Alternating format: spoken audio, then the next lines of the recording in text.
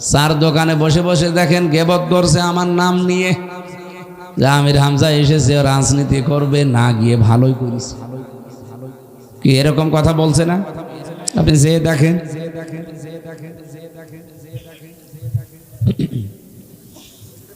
আল্লাহ পাক বলেন আমার কোরআনের আচরণ যদি এরকম কেউ করে, ফাবাশশিরহু বিআযাবিন আলীম, তাদের জন্য যন্ত্রণাদায়ক আযাবের সুসংবাদ দিয়ে দেন। বলেন নাউযুবিল্লাহ।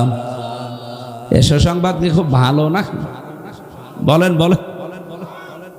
যারা এসেছেন এখানে বসে আছেন, আমাদের জন্য একটা দুঃসংবাদ আছে। কোরআনে কারীম সূরা বাকারার ভেতরে এটা পাবেন, আফাতুমিনুনা বিবাযিল কিতাবি ওয়া তাকফুরুনা বিবাযি ফামা জাযাউ মান ইয়াফআলু যালিকা মিনকুম ইল্লা খিজিয়ুন ফিল হায়াতিদ দুনিয়া ইলা আখিরি আয়াত। আমার কোরআন যারা শুনতে এসেছে এ শোনেও তারা বসে বসে মন লাগিয়ে শোনে, কিন্তু যখন দেখেছে এগুলো আমাদের জীবনের সাথে মেলে না, কিছু হয়তো তারা বিশ্বাস করে মানতে চায়, আর কিছু বিশ্বাসও করে না, মানতেও চায় না। কোরআনের সাথে যদি এ আচরণ দুনিয়ায় কেউ করে, পৃথিবীর জমিনে লাঞ্ছনা গঞ্জনা অপমান ছাড়া আর কিছু পাবে না। এতটুকু যদি আল্লাহ শেষ করে দিতেন, আমি পড়তাম না।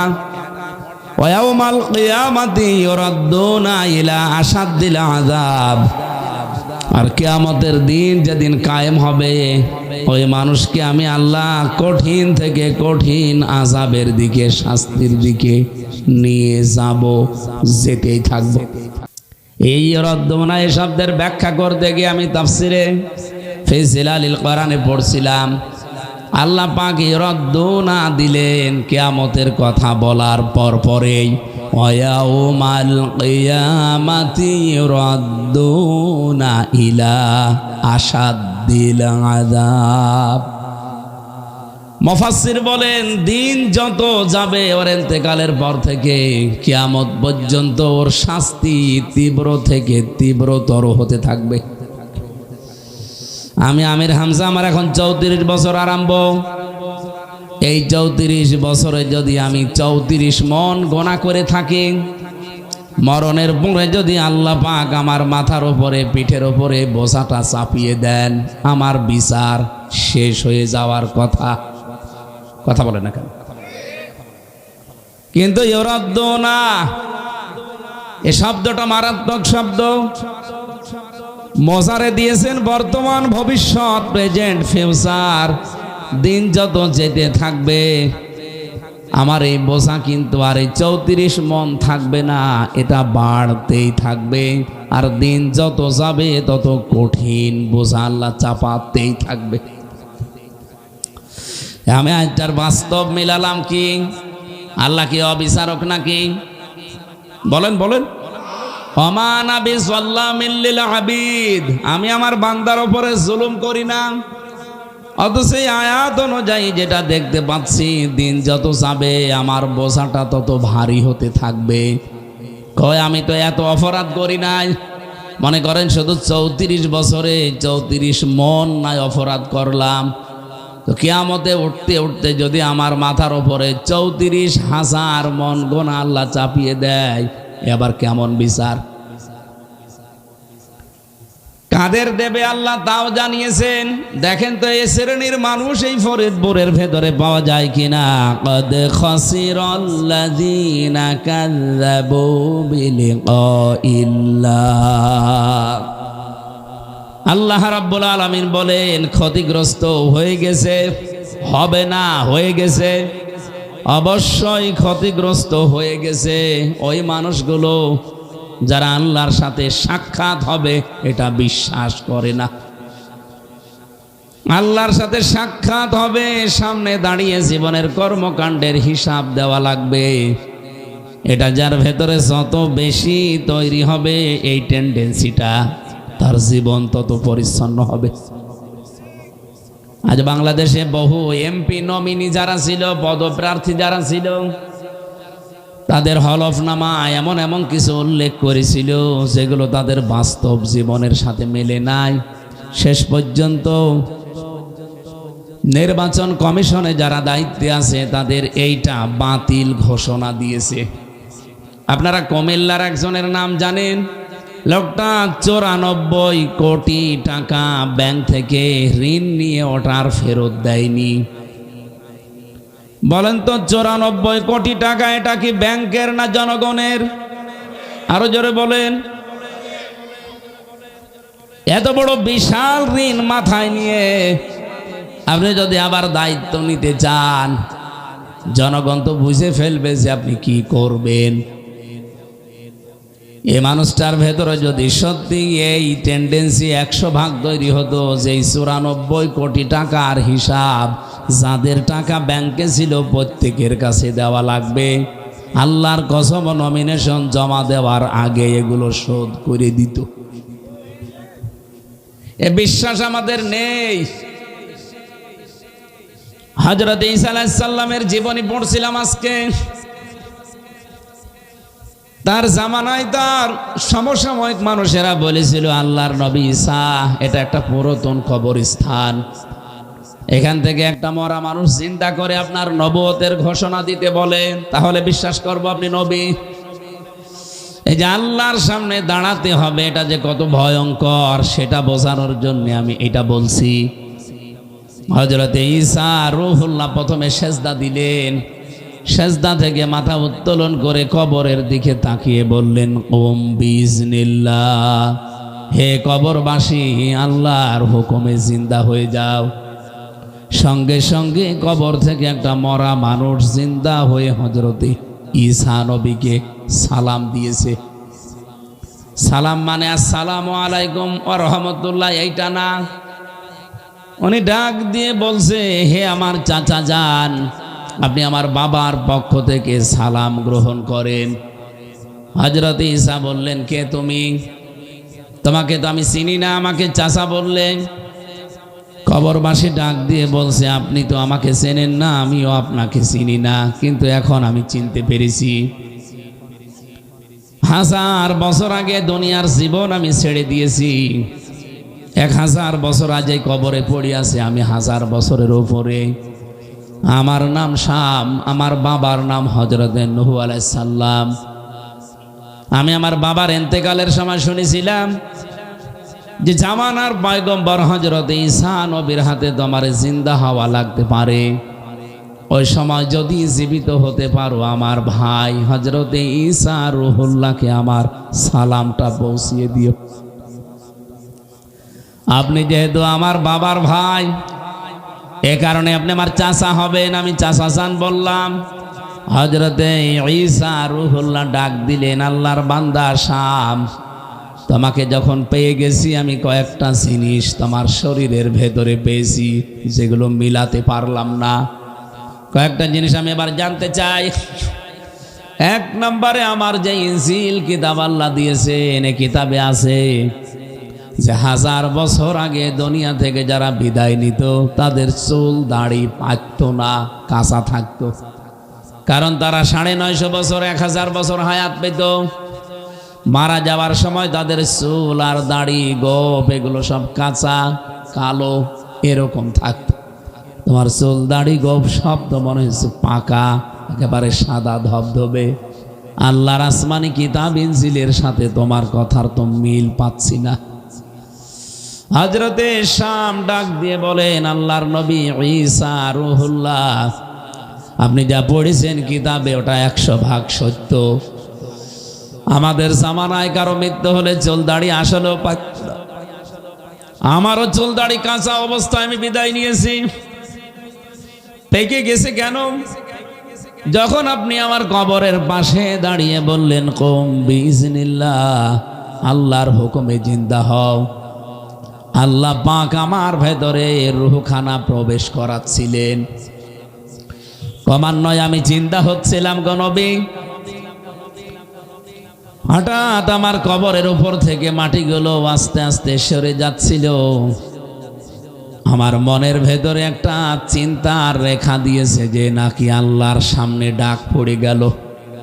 হযরত ইসরাফিল আলাইহিস সালাম অনেকে সিংহায় ফৎকার দিয়ে দিয়েছে নাকি আমার আল্লাহর সামনে নাকি এই সময় আমার দাঁড়ানোর সময় হয়ে গেল। কি নিয়ে দাঁড়াবো তার সামনে? আমার জীবনের কর্মকাণ্ড আমল নামা নিয়ে তার সামনে দাঁড়ানো লাগবে। আসলে আমি কি নিয়ে দাঁড়াবো এই চিন্তা করতে করতে এই টেনশনে আমার চুল দাড়ি পেকে গেছে। আমি আজটা এই জীবনীটা পড়তে গিয়ে একটা শিক্ষা পেয়েছি। হযরতে নূহ নবীর সন্তান শাম, এমনও আছে তিনিও একজন নবী ছিলেন। একজন নবী আল্লাহর সামনে দাঁড়াবে হিসাব দেওয়ার চিন্তায়, কয়েক মিনিটের ভেতরে যদি তার চুল দাড়ি সব সাদা হয়ে যায়, পেকে যায়, আমাদেরও দাঁড়ানো লাগবে আল্লাহর সামনে। আমাদের তো কোনো টেনশনই আসে না।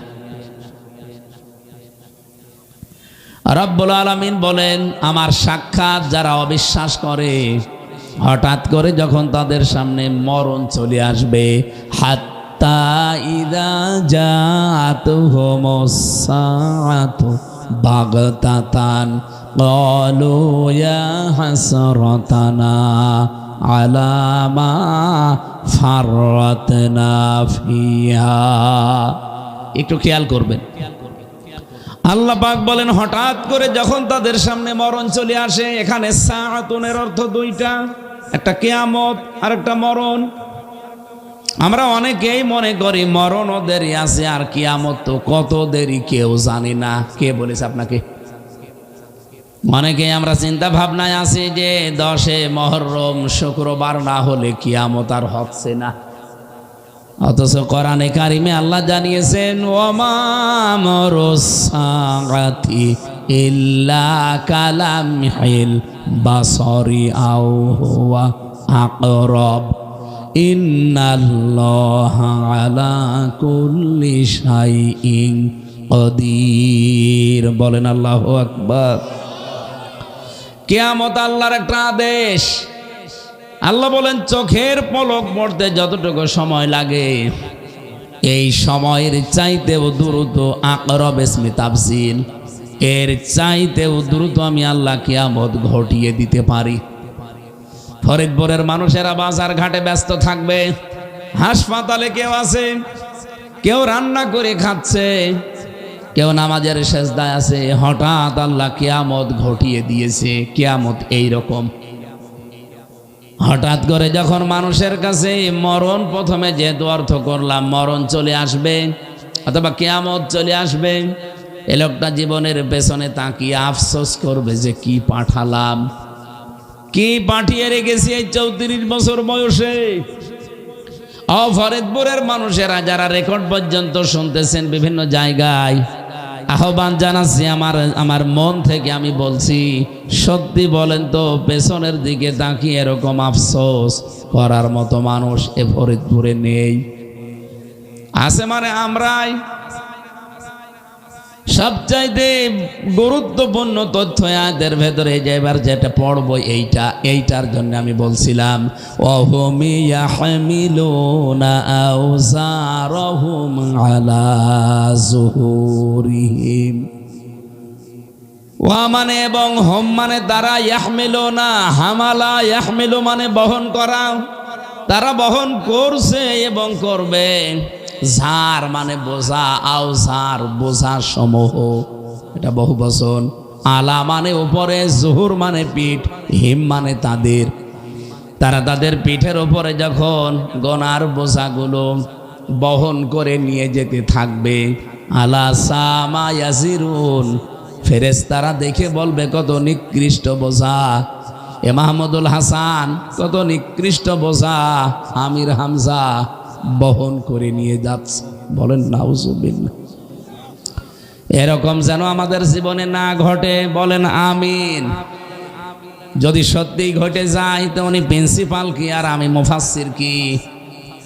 কিয়ামতের দিন আমার আল্লাহ আমাদের পিঠের ওপরে আমাদের অপরাধের গোনার পাপের বোঝা শুধু চাপিয়ে দেবে তা না, চাপাতেই থাকবে।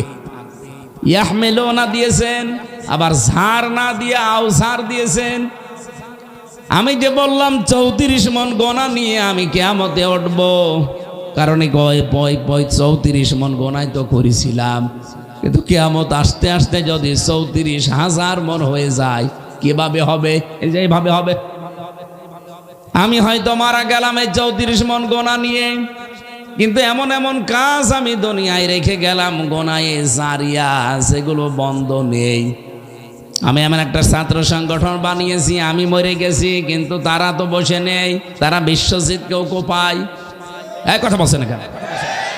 এরকম ছাত্র বাংলাদেশে ছিল না, এখন আর নেই। কই? এখন তো নিষিদ্ধ। আপনি উল্টো পাল্টা দেখেন। ফরিদপুর বাসী, আমি মরে গেছি কবে? সেই 50 বছর আগে, কিন্তু এই ছাত্র সংগঠন তো বসেছিল না।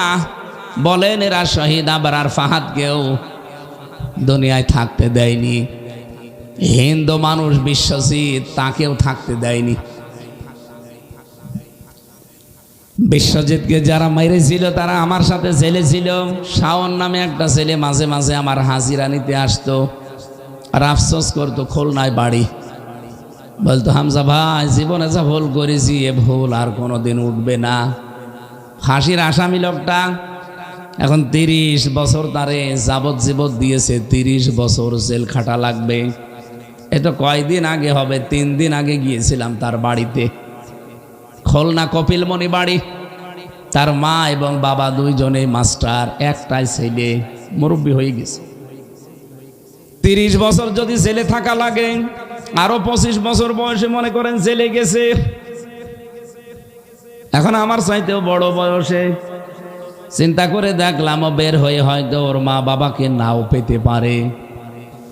এটা দিয়ে আমি আপনাদের শিক্ষা দিতে চাই, বাংলার মানুষেরা আজ যারা বিভিন্ন নেতাদের কথা, নেত্রীদের কথা নিয়েছে, বিভিন্ন মানুষের জীবন হরণ করছেন, একবার যদি 4 দেওয়ালের মাঝেই ফরিদপুরে আটক করে যান, জীবন টানা নানা হয়ে যাবে।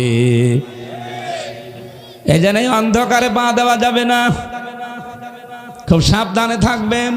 কেউ কিছু বলল, অমকের ঘরে আগুন লাগিয়ে দিলাম, অমকের ব্যবসা প্রতিষ্ঠান দখল করে নিলাম, করতে গিয়ে একজনকে মেরে ফেললাম। আপনি কি বোঝেন, যদি একবার গেড়া কলে পড়ে যান, জীবন কিন্তু একেবারে তেজপাতা হয়ে যাবে। 2 টাকার নোট দেখেছেন পুরাতনটা, ওই রকম হয়ে যাবে। কারণ কতদিন দেবে আপনার বাবা মা জেলখানায় টাকা, কতদিন দেবে? ভেতরের খাবার তো খাওয়া যায় না। ফরিদপুর তো তাও জেলা কারাগার, যদি আপনার কপালে হাই সিকিউরিটি কারাগার যেটা গাজীপুরে, কাশিমপুর, ওইটা আপনার কপালে পড়ে আর পড়বে। যদি মার্ডার মামলার আসামি হয়ে থাকেন, ওখানে সরকার পাঠিয়ে দেবে। ওখান থেকে যে খাবার দেয় শুধু খুব নাম কাওয়াজতে বেঁচে থাকার মতো, কারণ ওখানেও মারিং কাটিং হয়। আপনি যদি একটু ভালো খাবার খেতে চান, বাইরে থেকে মাস্ট বি আপনার পরিবারের টাকা পাঠানো লাগবে, তাছাড়া পাবেন না। তাও ভালো খাবার মানে পাঙ্গাস, কালখাস, মরা পাঙ্গাস, এরপরে তেলাপিয়া, এছাড়া আর কোনো মাছ ঢুকতে দেয় না। 3 বছরে আমি শুধু পাঙ্গাস আর তেলাপিয়ারা। এই জন্য এখন বাইরে আসলে ওই মাছ 2টা দেখলে আমার কেমন যেন লাগে। কতবার খাওয়া যায় বলেন? 3 বছর একাধারে শুধু পাঙ্গাস আর তেলাপিয়া। তাও মনে হয় 20 দিন আগে মরে গেছে। এই শাওন নামে ছেলেটা যে মাঝে মাঝে আফসোস করতো, এসে এমনি না, কারণ তার তো 30 বছর থাকা লাগবে। বহু চেষ্টা চালিয়েছে, কিন্তু আলোচিত মামলা, এই জন্য সে বের হতে পারে না। আপনার জীবনে এরকম কিছু ঘটে গেলে কিন্তু জীবন, আমি বললাম না, 2 টাকার নোটের মতো হয়ে যাবে। কেউ আর ব্যবহার করতে চাইবে না। আর ব্যবহার করবে কি? আপনি তো বের হবেন 60 বছর বয়সে, ও বয়স আপনি কি করবেন? এই যে কিছুদিন আগে একটা লোক বের হয়েছিল, 30 বছর জেল খেটে, ও ছাতা মরে গেছে। কি জানো না? জল্লাদ শাহজাহান। আমার কপাল যে আমি জেলে যাবার প্রথম দিনই এই শয়তানের সাথে আমার দেখা। আমি যে কথা বলতে চাই এখান থেকে কোনো আবেগে কাজ করা যাবে না। কে কি বলেছে আজ ছোট যদি একটা অঘটন ঘটে যায়, আর এখন প্রশাসন যে তৎপর হচ্ছে, যদি সত্যি আপনি চার দেওয়ালের মাঝে একবার বন্দী হয়ে যান, সত্যি কথা বলছে আফসোসের শেষ থাকবে না। এই জন্য আবেগে কারো মাথায় লাঠি মারা যাবে। উনি যে গঠন করেছিল ছাত্র যে সংগঠনটা, উনি তো মরে গেছে, এই গোপালগঞ্জে বাড়ি তার, কিন্তু তার ছাত্র সংগঠন তো বসেছিল না। যত চাঁদাবাজি, টেন্ডারবাজি, মানুষ খুন, ধর্ষণ, এমনকি 100টা ধর্ষণ করার পরে জাহাঙ্গীরনগরে মিষ্টি বিলোতন করেছিল। এই কথা বলেন না কেন? তাহলে এই যে লোকটা মরে গেল 50-55 বছর আগে, এর যে 100টা জেনার গোনা ওর আমল নামায় সব ফিলাক্সি লোড হয়ে যাবে। অত গোনা করেছিল মনে হয় খুব বেশি হলো না 60 মন, কিন্তু কিয়ামতে উঠবে যখন 60,000 মন গোনা নিয়ে ওঠা লাগবে। এই জন্য এই আয়াতটা পড়লে আমার কেমন যেন মনের ভেতরে তৈরি হয় যে ইউরাদ্দুনা ইলা আশাদ্দিল আযাব, দিন যত যাবে তত কঠিন কঠিন তীব্র আযাবের দিকে আল্লাহ নিয়ে যাবে। এখানে যারা অন্তত এসেছেন, আপনি এটা বিশ্বাস করতে পারেন যে আমির হামজা জীবনও বানিয়ে কথা কোরআনের ব্যাপারে বলবে না। কি বিশ্বাস হয় না আপনাদের? আর আমি বললেও আমি ধরা খাবো, যেমন এই মানিকগঞ্জের আবুল সরকার ধরা খেয়েছে। ও কিন্তু কোরআনের ব্যাপারে একটা মন্তব্য দিয়েছিল, মনে করেছিল কেউ ধরতে পারবে না, দেশের মানুষ ধরে ফেলেছে।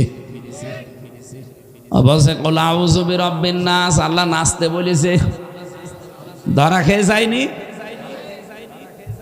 ধরা খেয়েছে কেন জানেন? সূরা হামিম সেজদার 42 নম্বর আয়াতে আল্লাহ এটা জানিয়েছেন কেন ধরা খেলো।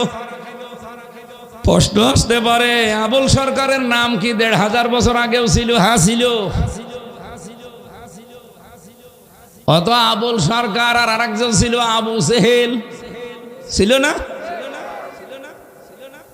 আল্লাহ পাক বলেন লা ইয়াতিহিল বাতিলু মিন বাইনি ইয়াদাইহি ওয়ালা মিন খালফি তানজিলুম মিন হাকিমিন হামিদ। এমন ভাবে কোরআনে কারীম আমি নাজিল করেছি, এর ডান থেকে বাম থেকে উপর থেকে নিচ থেকে কোনো বাতিল কোনো মিথ্যা প্রবেশ করার কোনো ক্ষমতা নেই। যেই প্রবেশ করাবে সেই ধরা খাবে। আবু সুফিয়ান আল কাদিরের নাম মাঝে মাঝে বলি আমি, কারণ শুনে বলি, আন্দাজে না। অনেকে মনে কর হুজুর সবই আন্দাজে বলে। জাহাঙ্গীরনগর বিশ্ববিদ্যালয় নিয়ে বলেছিলাম ওখানে মদ পাওয়া যায়। অনেকে আমার পাগল পর্যন্ত বলেছে, হ্যাঁ ভার্সিটিতে আবার মদ পাওয়া যায়। এই যে ধরা পড়েছে 21 বোতল ধরা পড়েছে, তাও এক হল থেকে। বাকি হল খোঁজেন, আল্লাহর ওলিদের কাছে আরো পাওয়া যায়। এ কথা বলার পর আমি চট্টগ্রামে বলার পরে আমার বাড়িতে নোটিশ পর্যন্ত পাঠিয়েছে কোর্ট থেকে বিশ্ববিদ্যালয় কর্তৃপক্ষ। অথচ এখন যে বাস্তা বাস্তা ধরা পড়ছে, অনেকে বলছে এখন হামজার কাছে ওদের মাফ চাওয়া দরকার। কথা বলেন না কেন? আপনি এখন ইন্টারনেটে সার্চ দিয়ে দেখেন, আবু সুফিয়ান আল কাদিরের নাম বলছি এ কারণে নামটার নামের আগেও আল্লামা লিখা আছে, মাওলানা লিখা আছে। গিয়াসউদ্দিন তাহেরি এর নামের আগেও আল্লামা লিখা আছে, মাওলানা লিখা আছে। ওরাও কোরআনের আয়াত পড়ে কিন্তু চলে যায় শুধু বাবার দিকে। এ মাওলানা বসে আছে, আপনি জিজ্ঞাসা করে দেখেন কুল আউযু বিরাব্বিন নাস, ঠিক এই আয়াত পড়ার পরে বাংলা অর্থ বলবে, এবার চলে যাবে ইয়ালি বাবা, শালি বাবা, কেল্লা বাবা, ফতে বাবা, খাজা বাবা। খাজা বাবাটা একটু বেশি হয়ে গেল। বাকি যে বাবা, এ বাবার নাম তারা বলে না বলে না? এই আয়াতের ভেতরে কোন বাবার নাম আছে আপনি দেখান তো। এই জন্য আয়াত পড়ে যদি সত্যি তার উপরে না থেকে অন্যদিকে চলে যায়, হয়তো আপনাদের মতো সাধারণ যারা সামনে বসে আছে না বুঝলেও না বুঝবেন, এই আলেম বুঝে ফেলবে যেহেতু ভণ্ড, ও যাচ্ছে কোন দিকে। আয়াত পড়ল কি আর গেল কোন বাবার দিকে। এই জন্য এই দেশে সচেতন যারা আলেম আছে আমার মনে হয় তারা এই মাওলানাগুলোর কথা শুনলেই বুঝে ফেলে যে কোরআনের ব্যাপারে ওরা বিকৃত করছে। আপনারা বিশ্বাস করেন যে কোরআনের ব্যাপারে কথা বলতে গেলে জীবনেও আমি বানিয়ে বলতে পারবো না, বললে ধরা খাবো? কথা বলে না কেন? কামেল মাদ্রাসার প্রিন্সিপাল বসে আছে, অনেক বড় আলেম। আমি কোরআনের বাইরে যদি কোনো শব্দ এখন বানিয়ে বলি আমি জানি আমি ধরা খেয়ে যাব। আর ধরা খেলে কালকে ইন্টারনেটে আমার নামে পাগল পাড়া করে ফেলবে। আমার দরকার নেই ভিক্ষা কত টাকা। এই জন্য যতটুকু পড়েছি এতটুকুর উপরে আমি যতটুকু লেখাপড়া করলাম এই কথাগুলো শোনাতে চাই এ রজব মাসে। তাহলে আমি বানিয়ে যেহেতু বলতে পারবো না আর বলবো না। আপনি বিশ্বাস করতে পারেন, কোরআনের কিছু বিশ্বাস করবেন, কিছু মানবেন না, আপনার শাস্তি কিন্তু আসতেছে। সুতরাং আমরা যারা আছি আমরা এই শাস্তির মুখোমুখি হতে চাই না। আমরা যা শুনবো সাহাবীদের মতো বলবো সামিউনা ওয়া আতানা, শুনলাম মেনে নিলাম। কথা বলেন ঠিক কিনা? আর যদি কোনো মুনাফিক এখানে থাকে সেও বলবে সামিউনা ওয়া আসাইনা, শুনলাম কিন্তু মানতে পারলাম না। এরকম কেউ আছেন? হাত তোলেন তো। আল্লাহর সাথে আল্লাহর ওলি বসে আছে, তাহলে ওয়াজ আজকে ভালোই হবে ইনশাআল্লাহ। রজব এই মাসে যে ঘটনাটা সবচাইতে বড় আশ্চর্যের, এ পৃথিবীতে এত আশ্চর্য ঘটনা আমি আর শুনিনি এবং কোনো দিন দেখিও নি। বিজ্ঞান পর্যন্ত এখনো কোল কিনারা পায়নি। আমার আল্লাহ নিজে ঘটনার বর্ণনা দিতে গিয়ে তিনি নিজে পর্যন্ত আশ্চর্য বোধ করেছেন। কোরআন শরীফের ভেতরে তো কত ঘটনা পড়েছি। আবার কথা বলেন। কোন ঘটনার বর্ণনা দিতে গিয়ে আল্লাহ আশ্চর্য হয়ে গেছে আমি পাইনি, কিন্তু এই ঘটনা যখনই পড়লাম দেখি আমার আল্লাহ নিজে আশ্চর্য বোধ করছেন। সুবহানাল্লাযী আসরা বিআবদিহি লাইলাম মিনাল মাসজিদিল হারামি ইলাল মাসজিদিল আকসা। রব্বুল আলামিন বলেন তিনি সেই পবিত্র সত্তা। আমরা কোনো আশ্চর্য জিনিস দেখলে কি বলি? সুবহানাল্লাহ। কি বলি? বলেন বলেন। আল্লাহ নিজেও এই শব্দ দিয়ে আয়াত আরম্ভ করলেন সুবহান। উনি নিজে আশ্চর্য যে সুবহানাল্লাযী আসরা বিআবদিহি। ইসরা শব্দের শাব্দিক অর্থ হচ্ছে রাতের কিছু সময়ের ভ্রমণ। অথচ বিজ্ঞানের সাথে আয়াতটা মিলাতে গেলে আমার মাথায় এখনো ধরে না। আল্লাহ বলেন রাতের কিছু সময়ের একটা সফর আমার বান্দাকে আমি করিয়েছি, মসজিদে হারাম থেকে মসজিদে আকসা পর্যন্ত। আল্লাযী বারাকনা হাওলাহু লিনুরিয়াহু মিন আয়াতিনা। আমি তার চারপাশে বরকতময় করে রেখেছিলাম। আমি আল্লাহ আমার নিদর্শনের কিছু তাকে দেখিয়েছি। আমি আশ্চর্য হয়েছি আয়াতটার ব্যাখ্যা পড়তে গিয়ে এই জায়গায় যে আমার আল্লাহ বললেন এখান থেকে একেবারে যত নিদর্শন ছিল আল্লাহর, লিনুরিয়াহু মিন আয়াতিনা, বহু বচন দিয়েছেন। আল্লাহর নিদর্শন বলি আল্লাহ সব দেখিয়েছেন তাকে। অথচ এই পৃথিবীর তুলনায় আল্লাহর নিদর্শন আকাশের উপরে অনেক অনেক বেশি। উনি প্রথম আসমানে নিয়ে গেছেন। বিজ্ঞান এখন দেখতে পাচ্ছে এই দুনিয়া থেকে প্রথম আসমানের দূরত্ব 500 বছরের রাস্তা। আমি একটা তথ্য পড়ছিলাম, এটা আপনার কাছে কি মনে হবে আমি জানি না, এটা বিজ্ঞান থেকে নেওয়া। একটা মানুষ সর্বোচ্চ একদিন যদি হেঁটে চলে যায় 16 মাইল পর্যন্ত যেতে পারে। কত মাইল? সর্বোচ্চ 16 মাইল। এই জন্য 3 দিন একটা মানুষ যদি একাধারে হাঁটে 48 মাইল মানে 77 কিলোমিটার হাঁটতে পারে। এই জন্য আমাদের মাসলা জানি আমরা এখানে যারা অনেকে আলেম আছি যে 48 মাইল বা 77 কিলোমিটার গেলে আমরা কি মুসাফির। আপনি তাহলে একদিনে সর্বোচ্চ হাঁটতে পারলেন 16 মাইল, এক মাসে হাঁটতে পারবেন। এক মাসে মানুষ হাঁটতে পারে 480 মাইল, এক বছরে মানুষ হাঁটতে পারবে 5760 মাইল। কিলোমিটার না, মাইল। করতে 100 বছরে যদি মানুষ হাঁটতে থাকে তাহলে 5,76,000 মাইল হাঁটতে পারবে। এরপরে বেশি 500 বছরে মানুষ 28,80,000 মাইল হাঁটতে পারবে। এভাবে যদি স্বাভাবিক 500 বছর একাধারে চলে তাহলে প্রথম আসমানটা সে পার হতে পারবে। এরকম আসমান আছে কয়টা? আল্লাযী খালাকা সাবআ সামাওয়াতিন তিবাকা, 7টা আসমান আল্লাহ বানিয়েছে। এক একটা আসমানের মানে পুরু বলে তো নাকি, মোটা। এটা আবার 500 বছরের রাস্তা। আপনি হিসাব করে দেখেন, 28,80,000 মাইল। এত বছর আপনি হাঁটতে হাঁটতে 7 তবক আসমান হাঁটবেন কখন? অথচ আল্লাহ ইসরা দিলেন যে রাতের কোনো একটা অংশের ভ্রমণ। রাতের কোনো একটা অংশের ভ্রমণ নয় আমি 5 ঘন্টায় ধরলাম, 12 ঘন্টা রাতের ভেতরে, না 6 ঘন্টায় ধরলেন।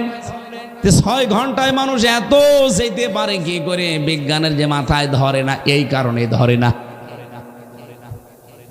এতটুকু শেষ করেননি, আল্লাহ পাক এখান থেকে বারকুন বা বোরাক নামে যেই যানবাহনে করে ওনাকে নিয়ে গেলেন। বোরাক শব্দের শাব্দিক অর্থ বৈদ্যুতিক গতি সম্পন্ন যান।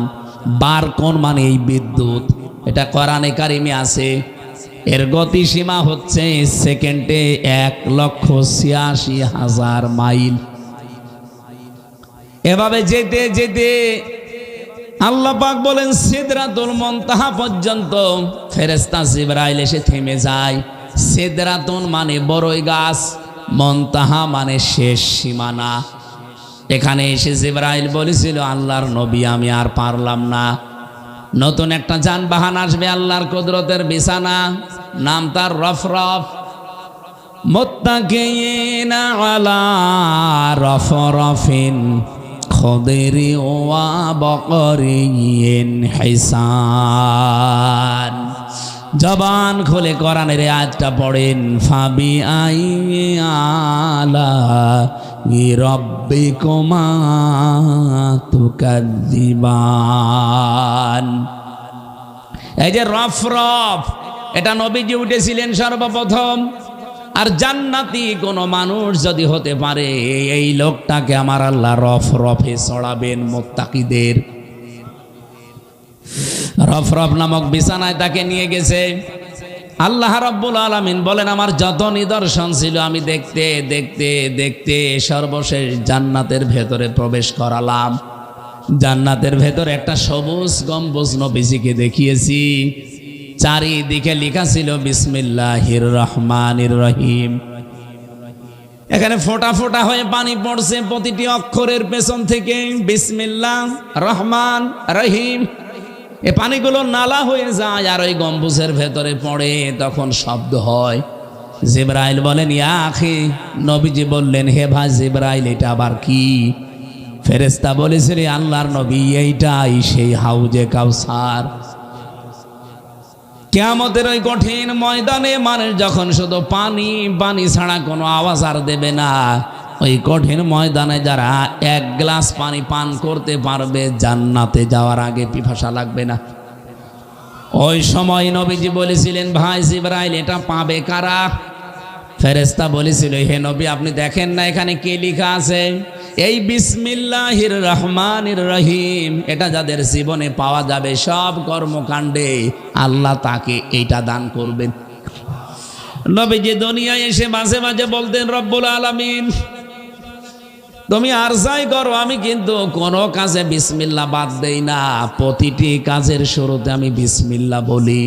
দয়া করে তুমি আমাকে হাউজে কাউসার থেকে বঞ্চিত করো না। রব্বুল আলামিন তার কাকতি মিনতি মনের আকাঙ্ক্ষা তামান্না দেখে সূরা কাউসার নাজিল করে তাকে শান্ত করেছিলেন। ইন্না আ'তাইনা কাল কাউসার, হে নবী আপনার জন্য এই কাউসার আমি রিজার্ভ করে দিলাম, এটা আপনার জন্য বরাদ্দ, কিয়ামতের দিন আপনি ছাড়া এর মালিক আর কেউ না। হ্যাঁ, আপনার কাছ থেকে এই কাউসার পাওয়ার জন্য দুনিয়াতে আপনার উম্মতের আমার বান্দাদের দুইটা কোয়ালিটি থাকা লাগবে। ও ফরিদপুরবাসী, যেহেতু সবাই ওই ময়দানে হাজির থাকবো, আর পানি ছাড়া কোনো আওয়াজ হবে না, দেখেন তো আপনি ওই কাউসার পাওয়ার উপযুক্ত নবীর হাতে হয়েছেন কিনা। ফাসাল্লি লি রব্বিকা, ফাসাল্লি লি রব্বিকা ওয়ানহার, যারা নামাজ পড়ে কিন্তু রবের জন্য। আল্লাহ যদি বলতেন ফাসাল্লি ওয়ানহার, আমি আয়াতি পড়তাম না। লি রব্বিকা দিয়েছেন আল্লাহ, নামাজ পড়লে হবে না, রবের জন্য পড়া লাগবে। এই বাংলাদেশে বহু মানুষ আমরা দেখি নামাজ পড়ে ভোটের জন্য, ফরিদপুরে নেই। তাহলে কিন্তু কাউসার আপনার জন্য না। সারা বছর নামাজের খবর ছিল না, হঠাৎ ভোট আর 1.5 মাস আছে, আপনার এখন মাথায় টুপি পাঞ্জাবি গায়ে দাঁড়িয়ে রেখে দিয়েছেন, নামাজও 5 ওয়াক্তের জায়গায় 6 ওয়াক্ত পড়েন। তার মানে এই নামাজ আপনি আল্লাহর জন্য না, ভোটের জন্যে।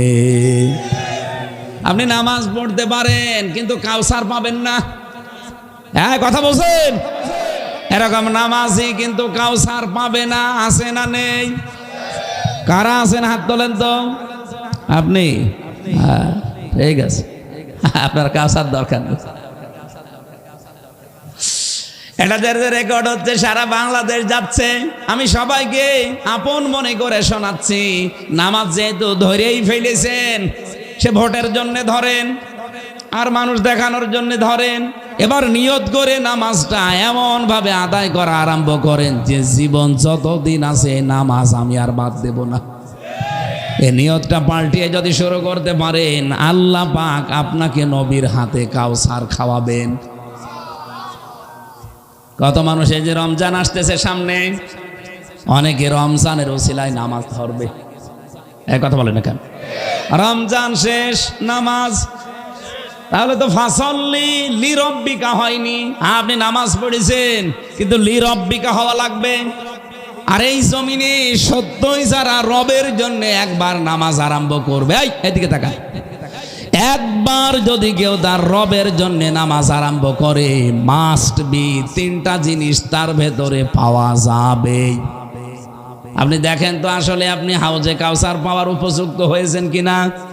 এই ছেলে, এখনই ওটা লাগলো তোমার, বলো। 1 নম্বরে কি বলছিলাম? পৃথিবীতে সত্যি যদি আপনি রবের জন্য নামাজ আরম্ভ করে থাকেন, ফরিদপুরের মানুষেরা যারা নামাজ পড়েন তারা দেখেন এটা আছে কিনা। না থাকলে আপনি বিশ্বাস করতে পারেন আপনার নামাজ হচ্ছে কিন্তু কাউসার। কথা বলেন না কেন? 1 নম্বরে নামাজি যারা তারা বিনয়ী হবে।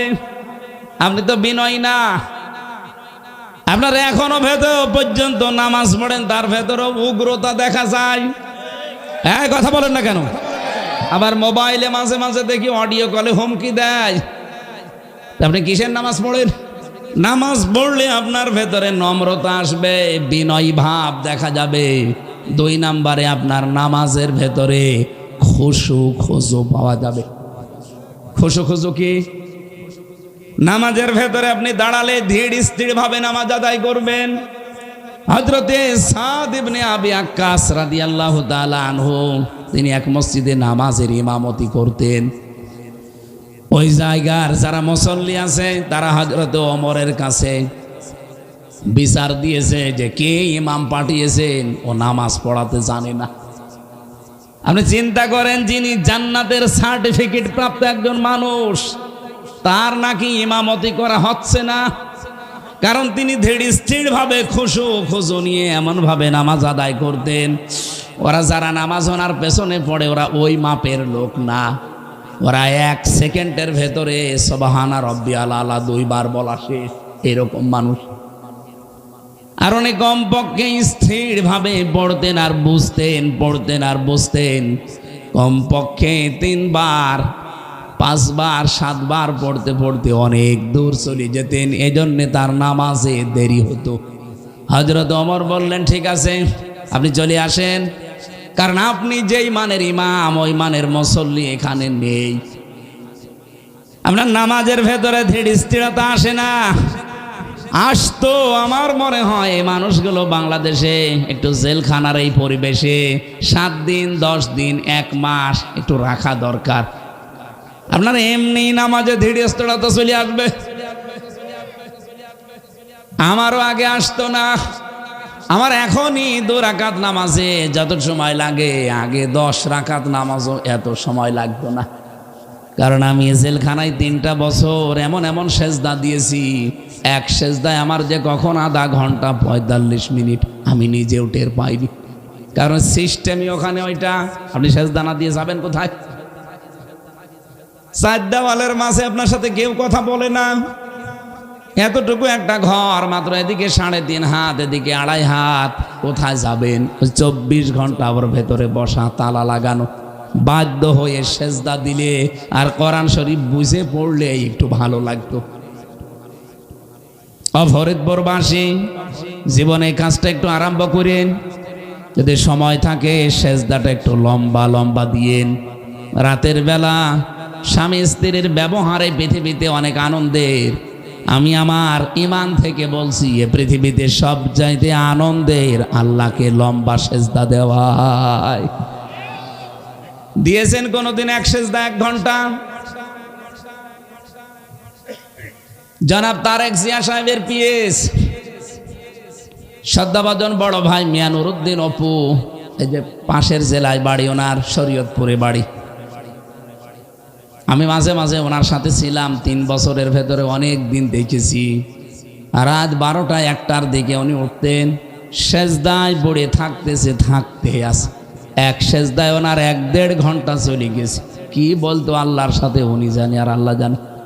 মাঝে মাঝে ভাবতাম অবশ্যই উনি সেজদায় কোনো মজা পেয়েছে, নয়তো এতক্ষণ সময় সেজদা থাকা সম্ভব না। আমি আমিরে জামাতকেও পেয়েছিলাম, এক সেজদায় 45 মিনিট 1 ঘন্টা আল্লাহর বান্দা কাটিয়ে দেয়। মুরব্বী মানুষ, সাদা দাড়ি, সাদা চোখ বেবে, সাদা দাড়ি বেবে পানি পড়ছে যখন মোনাজাতে হাত তুলেছে। সেজদায় যত লম্বা সময় কাটাবেন পৃথিবীর তত বেশি সুখ আর আনন্দ আল্লাহর কাছে পাবেন। কোরআন বলেছে ওয়াসজুদ ওয়াকতারিব, মানুষ যখন সেজদা দেয় তখন আমি আল্লাহর সামনে আর কোনো পর্দা থাকে না, কাছাকাছি চলে আসে। খোসো খোসো তৈরি করা লাগবে নামাজে, যদি সত্যি হাউজে কাউসার পেতে হয়। 3 নম্বরে পেয়েছি, ইমাম যাকে নির্বাচিত করবেন আপনি, যার পেছনে নামাজ আদায় করবেন, যদি সত্যি আপনার ভেতরে রবের জন্য নামাজ পড়ার উদ্দেশ্য থাকে আর আপনার নামাজ যদি আল্লাহর জন্য হয়ে থাকে, সামনে যে দাঁড়াবে ইমামতি করতে, অবশ্যই তাকে আপনি দেখে শুনে ইমামতির জায়গায় দেবেন। এই ইমামতি বলতে তাফসিরে হাদিসে শুধুমাত্র মসজিদের ইমাম না, পরিবারের ইমাম, সমাজের ইমাম, রাষ্ট্রের ইমাম, পৃথিবীর ইমাম, যারা এই পৃথিবী চালাবে মাস্ট বি এই মানুষগুলোকে দেখে নেওয়া লাগবে। 5 ওয়াক্ত নামাজে মাত্র 24 ঘন্টার 1 ঘন্টা 20 মিনিট সময় আমার কাটে। 24 ঘন্টার মাত্র 1 ঘন্টা 20 মিনিট, খুব বেশি না। এই সময় আমি একটা ইমামের পেছনে নামাজ পড়ি 5 ওয়াক্ত নামাজ, অথচ এখনো 22 ঘন্টা 40 মিনিট আমার জীবনের বাকি আছে। এই সময়টা আমি কার পেছনে কাটাবো, কার পেছনে থাকবো, কার পেছনে নামাজ পড়বো, কার পেছনে ঘুরবো, এটা অবশ্যই এই নামাজ থেকে নেওয়া লাগবে। আপনারা এতটুকু ইমামের পেছনে যদি মাত্র 1 ঘন্টা 15-20 মিনিট সময় দিতে গিয়ে চিন্তা ভাবনা করা লাগে যে ইমাম কেমন দেখি, এনার মতো দাঁড়িয়ে আছে কিনা, এনার মতো জব্বা গায়ে দেয় কিনা, এমনকি ওনার বউ পর্দায় থাকে কিনা, তাও দেখে তারপরে সামনে দেওয়া হয়। অথচ আপনি 10 বছর ইমামতি করবে মাওলানা মাহমুদুল হাসান, ওনার কাছে একটা টাকা এলাকার লোক কোনো আমানত দেবে না। এমনকি মসজিদের যে দান বাক্স আছে সেই দান বাক্সর চাবি পর্যন্ত ওনারে দেবে না, ওটা ক্যাশিয়ারের কাছে থাকবে। কথা বলে না কেন? মসজিদের দান বাক্সর টাকা উনি খুলতে পারে না, চাবি নেই। একটা টাকা বাজেট ওনার কাছে এলাকার পক্ষ থেকে আসবে না, উনি ক্যাশিয়ার না। অথচ যেই লোকটাকে পরিবারের, সমাজের, রাষ্ট্রের ইমাম, নেতা, এবার বাংলায় বলছি মেম্বার, চেয়ারম্যান, মেয়র, এমপি, মন্ত্রী বানাবেন, তার কাছে কোটি কোটি টাকা বাজেট আসবে। এই ইমামকে, এই ইমামের চাইতে 100 গুণ চরিত্রবান হওয়া লাগবে। এরকম ইমামই তো বাংলাদেশে। আপনি যে হাউজে কাউসার পাবেন কিনা আপনি নিজের কাছে প্রশ্ন করেন। এবার 3টা বললাম। 1 নম্বরে নামাজের ভেতরে আপনি দাঁড়িয়েছেন, নামাজের ভেতরে দাঁড়ালেই হবে না, নামাজে আপনার খুশু খুশু পয়দা হওয়া লাগবে, বিনম্র ভাব আপনার ভেতরে তৈরি হবে। এবং যাকে নামাজের ইমামতি করতে দেবেন, পরিবারের, সমাজের, রাষ্ট্রের, মাস্ট বি ইমাম দেখে নিয়োগ দেওয়া লাগবে। এই 3টা গুণ যে নামাজির ভেতরে পাওয়া যায়, এ নামাজি শুধু আমার মতো নামাজি না, এ নামাজি আমার আল্লাহর জন্য নামাজি। ফাসাল্লি লিরাব্বিকা ওয়ানহার, রবের জন্য নামাজ আদায় করার শর্তগুলো আপনি জেনেছেন। এখন আমল করার বিষয় আপনার। আপনি এখন কাজে লাগাবেন নাকি শুনে শেষ করে দেবেন? যান। ওয়ানহার, কোরবানি দেওয়া লাগবে জীবনে, শুধু পশু না। ইসলাম মানতে গিয়ে, ইসলামের উপরে টিকে থাকতে গিয়ে এই পৃথিবীতে কোরবানি কতটুকু করেছেন, কতটুকু কষ্ট সহ্য করেছেন, কতটুকু স্যাক্রিফাইস আছে আপনার জীবনে। এই কোরবানিটা যার জীবনে যত বেশি আল্লাহ পাবে, কিয়ামতের দিন তাকে নবীর হাতে হাউজে কাউসার খাওয়াবে। রব্বুল আলামিনের নবী এই পৃথিবীতে এসে আমাদেরকে কাউসারের এই বর্ণনা শুনিয়েছিলেন, যেটা দুধের চাইতে ধবধবে সাদা, মধুর চাইতে মিষ্টি এই পানিটা নবীজি নিজে জান্নাতের ভেতরে এটা পান করেছিলেন। আল্লাহর নবীকে আল্লাহ আরশ মহল্লায় নিয়ে গেলেন, ডাক দিয়ে বললেন, বন্ধু, পৃথিবীর বিভিন্ন বন্ধুরা বন্ধুদের বাড়িতে যাবার সময় কিছু না কিছু নিয়ে যায়, আপনি তো এসেছেন আমার বাড়িতে, কিছু নিয়ে এসেছেন। নবীজির সঙ্গে সঙ্গে মনে করলেন যে আমি কি নিয়ে আসব? আপনি তো সব চাইতে বড় ধনী, আল্লাহুল গনিয়্যু ওয়া আনতুমুল ফুকারা, আপনি ধনী আর আমরা সবাই ফকির। তে ধনীর কাছে ফকির কি নিয়ে আসবে? উনি সেজদায় পড়ে গেলেন। এক সেজদা লম্বা দেওয়ার পরে তিনি উঠে বললেন, আল্লাহ, আমি নিয়ে এসেছি আত্তাহিয়াতু লিল্লাহি ওয়াস সালাওয়াতু ওয়াত তাইয়্যিবাতু, আসসালামু আলাইকা আইয়ুহান নাবিয়্যু ওয়া রাহমাতুল্লাহি ওয়া বারাকাতুহু। আমার যত কায়িক ইবাদত আছে, আমার মনের যত ইবাদত আছে, আমার শারীরিক যত ইবাদত আছে, সম্পদের যত ইবাদত আছে, সব আমি আজকে হাদিয়া, এমনকি আপনার বাড়িতে আসার সময় নিয়ে এসেছি। রব্বুল আলামিন নবীকে কিছু কিছু বরকতের কথা শোনালেন। আসসালামু আলাইকা আইয়ুহান নাবিয়্যু ওয়া রাহমাতুল্লাহি ওয়া বারাকাতুহু। সঙ্গে সঙ্গে নবীজি দেখলেন সব রহমত বরকত আল্লাহ আমারই দেয়। আমি তো একা এসেছি, আমার সাথে তো আর কেউ আসেনি। দুনিয়ায় আমার গুনাহগার উম্মতেরা পড়ে আছে, ডাক দিয়েছেন, হে আল্লাহ, শুধু আমাকেই দিলেন, আমার উম্মতেরা যে এখানে আসতে পারে নাই, তাদের বরকত রহমতের কি করলেন? আল্লাহ তখন জানিয়েছেন, আসসালামু আলাইনা ওয়া আলা ইবাদিল্লাহিস সালিহিন। পাশে আরশ বহনকারী ফেরেশতারা ছিল। এ কথাটা শোনার পরে তারা এত বেশি খুশি হয়েছে, এই আনন্দে তারা কালেমা পড়া আরম্ভ করেছে। আশহাদু আল্লাহ ইলাহা ইল্লাল্লাহ ওয়া আশহাদু আন্না মুহাম্মাদান আবদুহু ওয়া রাসূলুহু। আল্লাহ পাক নবীর এই কথা এত বেশি খুশি হয়েছিলেন, যেহেতু এখানে কথা আছে পরাপরি আমার নবীজির, এরপরে আল্লাহর, এরপরে আছে ফেরেশতাদের। এটা কিয়ামত পর্যন্ত যত মানুষ এই পৃথিবীতে আসবে, এই যে আল্লাহ আসার সময় যে 3টা জিনিস নবীজিকে এবার দিয়েছেন, এই তিনটা জিনিসের ভেতরে প্রথম দিয়েছেন 50 ওয়াক্ত নামাজ। আর এই নামাজে আত্তাহিয়াত পড়াটা আল্লাহ ওয়াজিব করে দিয়েছেন। 50 ওয়াক্ত নামাজ পেয়েছিলেন। উনি নিয়ে আসার সময় মুসা নবীর সাথে ষষ্ঠ আসমানে দেখা হয়ে বারবার এটা কমাতে কমাতে শেষ পর্যায়ে তিনি 5 ওয়াক্তে ঠেকেছিলেন। মুসা নবী বললেন, আপনি আবার যান, কমে নিয়ে আসেন। হযরতে মুহাম্মদুর রাসূলুল্লাহ বলেন, না, আমার লজ্জা করে, আল্লাহ দিতে চায় আর আপনি বলেন কমাতে, আমি আর পারলাম না। আল্লাহ রাব্বুল আলামিন তাকে জানিয়েছিলেন, মা ইউবাদদালুল কওলু লাদাইয়া ওয়া মা আনা বিযাল্লামিল লিল আবিদ। সূরা কফের 29 নম্বর আয়াতে আছে, হে নবী, আমার কোন সিদ্ধান্ত আমি আল্লাহ পাল্টাই না।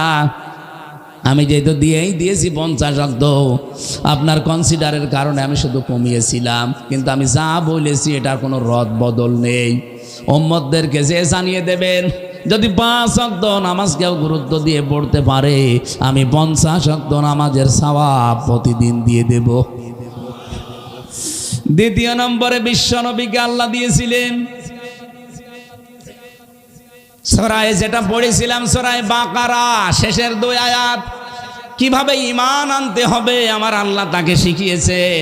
এমনকি কিয়ামত পর্যন্ত যারা ঈমানদার আসবে তারাও কিভাবে ঈমান আনবে সেইটা আল্লাহ শিখিয়েছেন।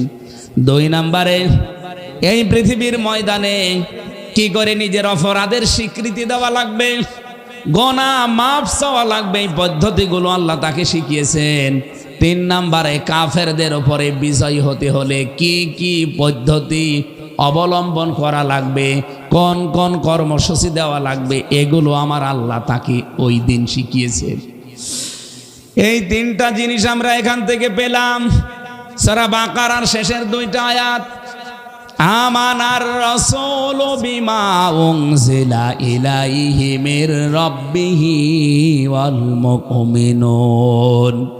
ঈমান এনেছে রাসূল, যেটা আমার আল্লাহ তার উপরে নাজিল করেছেন 23 বছরে সেই কোরআনের উপরে, এবং মুমিনরাও ঈমান এনেছে। কুল্লুনা আমানা বিল্লাহ, প্রত্যেকে ঈমান এনেছে এমন করে আল্লাহর প্রতি, ফেরেশতাদের প্রতি, কিতাবের প্রতি, রাসূলদের প্রতি। এবং একটা রাসূলদের ভেতরেও তারা মত পার্থক্য তৈরি করে নাই। এখান থেকে শুধু আমি অর্থ বলার জন্য না, একটা ব্যাখ্যা পেয়েছি। এই যে আল্লাহর উপরে ঈমান আনার পর, ফেরেশতাদের উপরে ঈমান আনার পর, কিতাবের উপরে ঈমান আনার পর, অরুসুলিহি আমার রাসূলদেরকেও আপনি বিশ্বাস করেন এবং মুমিনদেরকে বলেন তারা আমার রাসূলদেরকে যেন বিশ্বাস করে। আমরা তো সবাই জানি রাসূল আছে সব 1,24,000, কিন্তু না, এইটাই শেষ না। যত নবী আর রাসূল আল্লাহ পাঠিয়েছেন এই জগতে, প্রতিটি নবী রাসূলকে আমরা হয়তো সবাই বিশ্বাস করি। আমাদের চাইতে কয়েক গুণ বেশি আছে একটা জাতি, তারা হচ্ছে খ্রিস্টান। তারা হযরত ঈসা আলাইহিস সালামকে যিশু বলে ডাকে, যদিও তারা শিরিক করে অলরেডি মুশরিক হয়ে গেছে, কারণ তারা মরিয়ম আলাইহিস সালামকে বলে আল্লাহর স্ত্রী। হযরতে ঈসা রূহুল্লাহকে তারা ডাকে যিশু বলে, বলে এটা আল্লাহর সন্তান, বলেন নাউজুবিল্লাহ। তাদের ইনজিল শরীফের ভেতরে এই তথ্যটা আমরা পেয়েছি। এই ইনজিলের সারমর্ম হচ্ছে, এই ইনজিল নাজিল হয়েছে বনি ইসরাইলদের প্রতি। তার মানে ইনজিলের অনুসারী যদি আপনারা দাবি করেন, তাহলে আপনি এটা প্রচার করতে পারেন শুধুমাত্র বনি ইসরাইল যারা, তাদের কাছে। তা আপনি এখন শুরু করেছেন তামাম পৃথিবীতে। আজ খ্রিস্টান মিশনারি কাজ করছে ফরিদপুরে, রাজবাড়িতে, মাগুরাতে। এই খ্রিস্টান মিশনারিদের কাজকে আমি বাইরের দেশগুলোতে গেলে আমারে কথা বলতে দেয় না, বলে না, আমাদের বিরুদ্ধে বলে, আমাদেরকে কাফের বলে। সিঙ্গাপুরে এখন ঢুকতে দেয় না এই কারণে যে আমি নাকি ওদের কাফের বলেছি। তে কাফেরকে যদি কাফের না বলি, মুসলমানকে কাফের বলবো? তা আপনি কুফরি করেন, আপনাকে কুফর কাফের বলবো না, কাকে বলবো? বাংলাদেশ সহ বাইরের বহু দেশে তারা এই খ্রিস্টান ধর্ম মিশনারি আকারে পালন করে যাচ্ছে, প্রচার করছে, মানুষকে গ্রহণ করাচ্ছে।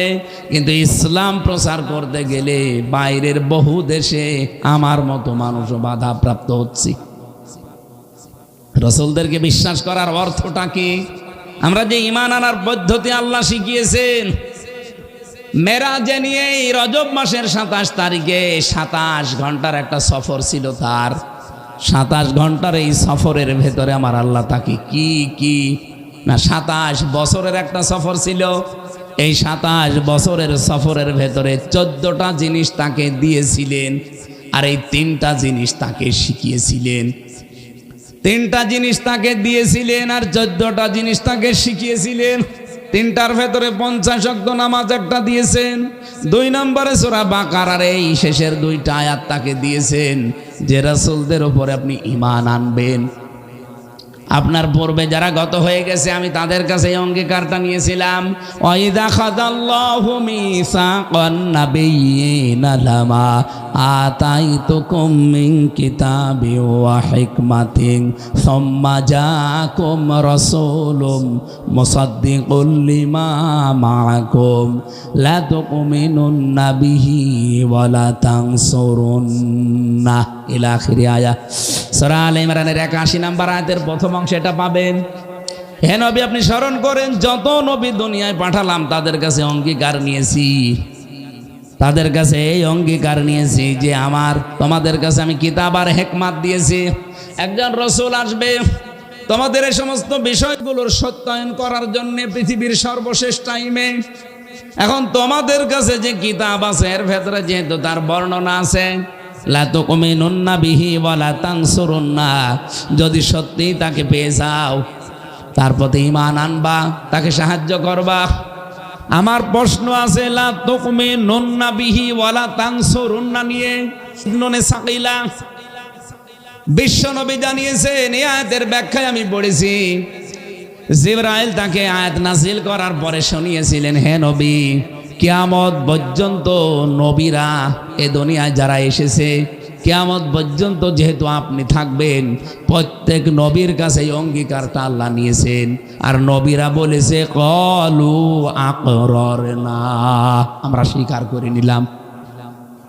ওয়া আনা মাআকুম মিনাশ শাহিদিন, আপনাকে আমি জানালাম আপনার এই দিন থেকে শুরু করে কিয়ামত পর্যন্ত যদি এই পৃথিবীতে কোনোদিন মুসা নবী আসে অথবা ঈসা নবী যদি আসে, তারা তো নবী হয়ে আসবে না, তারা তো উম্মত হয়ে আসবে। একজন হযরত ঈসা আর মুসা নবীর দোয়া আল্লাহ কবুল করেননি।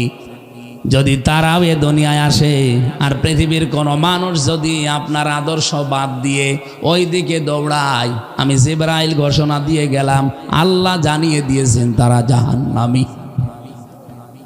এদের শানে নজুল অনুযায়ী ইহুদিরা জাহান্নামী, খ্রিস্টানরা জাহান্নামী। এই কথা বলেন না কেন?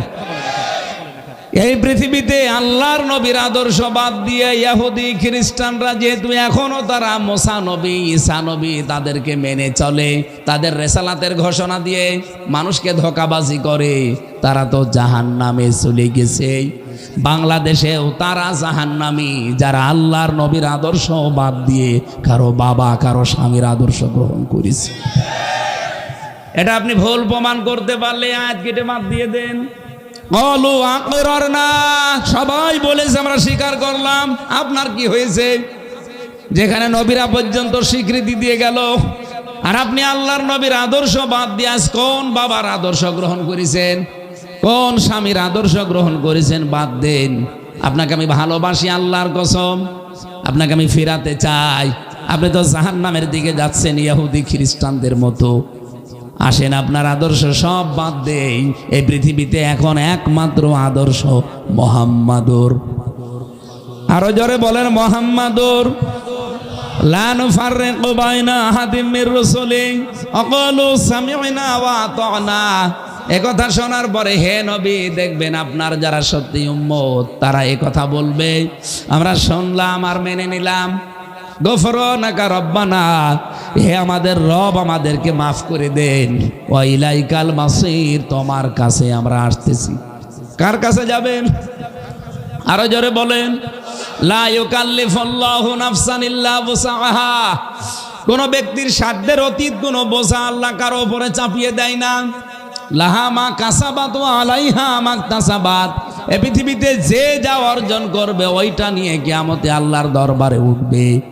আজ যারা বাংলাদেশের দায়িত্বে আছেন, যতটুকু দায়িত্ব পেয়েছেন ওই অনুযায়ী যদি সঠিক কাজটা না করে যান, কারো চাপে পড়ে, কারো প্রয়োজনায় পড়ে যদি আপনি সত্যি যা নিয়েছেন কমিটমেন্ট, এই দেশের দায়িত্ব নেওয়ার সময়, এ নির্বাচন করানোর সময় যে দায়িত্বগুলো নিয়েছেন, এটা যদি কারো চাপে পড়ে, কারো টাকা খেয়ে এই কাজগুলো যদি না করে বলেন আমি আমার দোষ না, ওই অমকে চাপ দিয়েছিল, অনেকে 20 কোটি টাকা দিয়েছিল এই জন্য আমি এগুলো করেছি, না।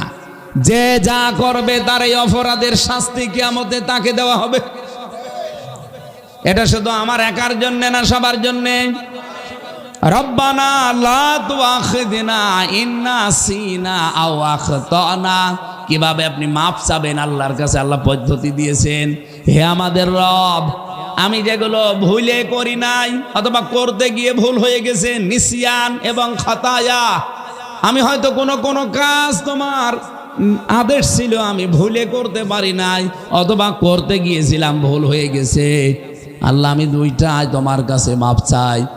রব্বানা ওয়ালা তাহমিল আলাইনা ইসরান কামা হামালতাহু আলাল্লাযিনা মিন ক্বাবলিনা রব্বানা ওয়ালা তুহাম্মিলনা মা লা তাকাতা লানা বিহি। আমাদের উপরে এমন বোঝা চাপিয়ে দিও না যে আমাদের পূর্ববর্তীদের উপরে যা দিয়েছিলে, এমনকি এমন বোঝা আমাদের ওপরে চাপিয়ে দিও না যার সামর্থ্য আমাদের শরীরে নেই, আমাদের ইমানে নেই। ওয়াফু আন্না ওয়াগফির লানা ওয়ারহামনা আনতা মাওলানা ফানসুরনা আলাল কওমিল কাফিরিন। এখানে 3টা কর্মসূচি আছে যদি কাফেরদের উপরে বিজয় লাভ করা লাগে। ওয়াফু আন্না ওয়াগফির লানা ওয়ারহামনা, মাপ চাওয়া লাগবে, ক্ষমা চাওয়া লাগবে, রহমত পাওয়ার আশা করা লাগবে কার? দেশি এবং বিদেশি যে ষড়যন্ত্র চলছে এই নির্বাচন নিয়ে, আল্লাহর কসম আমাদের এই মানে আমাদের এই কাজে এই অ্যাক্টিভিটিস দিয়ে এই বিশাল নৌকা পার হওয়া সম্ভব না। এটা মাস্ট বি, আল্লাহর দয়া রহমত লাগবেই। এই জন্য এখন থেকে আমাদের উচিত হবে 5 ওয়াক্ত নামাজ না, আর 1 ওয়াক্ত বাড়িয়ে দেওয়া। তাহাজ্জুদের নামাজটা অন্তত 2 রাকাত হলেও পড়বেন এখন থেকে শুরু করে, কারণ এটা আমাদের দেশ এবং ইসলামের জন্য খুব দরকার। প্রতিদিন এখন আল্লাহর রহমত পাওয়ার সর্বোত্তম সময় হচ্ছে তাহাজ্জুদের এই নামাজটা। এ সময় আল্লাহ প্রথম আসমানে এসে ডাকতে থাকে, কার রহমত লাগবে বলো, আমি দিতে রাজি আছি। সুতরাং বিশাল ষড়যন্ত্র চক্রান্ত মোকাবেলা করা আল্লাহর রহমত ছাড়া সম্ভব। সবাইকে আহ্বান জানাচ্ছি, যেহেতু এবার দেশে ইসলাম টিকিয়ে রাখার একটা প্রশ্ন, কারণ অনেকেই চেষ্টা চালাচ্ছে বিভিন্ন কৌশলে দেশটা যেন বিক্রি হয়ে যায়, এ দেশে যেন ইসলাম বলতে আর না থাকে। আপনি কালকেই দেখেছেন পাশের দেশ, সেখানে একজন বাংলাদেশি, না তাও ভারতে বাড়ি কলকাতায়, খালি বাংলায় কথা বলে, কালকে মেরে ফেলেছে পিটিয়ে, কালকে মেরে ফেলেছে। যারা ষড়যন্ত্র করে দেশটাকে বিক্রি করার চেষ্টায় আছেন, এ দেশটা যখন অঙ্গরাজ্য হয়ে যাবে তখনও আপনাকে পিটিয়ে মেরে ফেলবে মুসলমান বলে।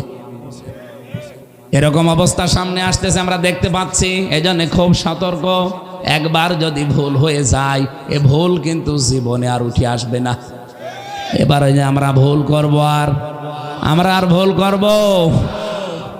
ফানসুরনা আলাল কওমিল কাফিরিন, আমাদেরকে সাহায্য করো কাফেরদের উপরে, তুমি আমাদের মাওলা, অভিভাবক। আল্লাহ রাব্বুল আলামিন এখানে 3টা বিষয় তাকে দিয়ে উপহার পাঠিয়েছিলেন। 3 নম্বরে বলেছিলেন উম্মতদেরকে জানাবেন যে কোনোদিন যেন তারা শিরিক না করে। সূরা নিসার 48, 116 2 জায়গায় তথ্য আছে।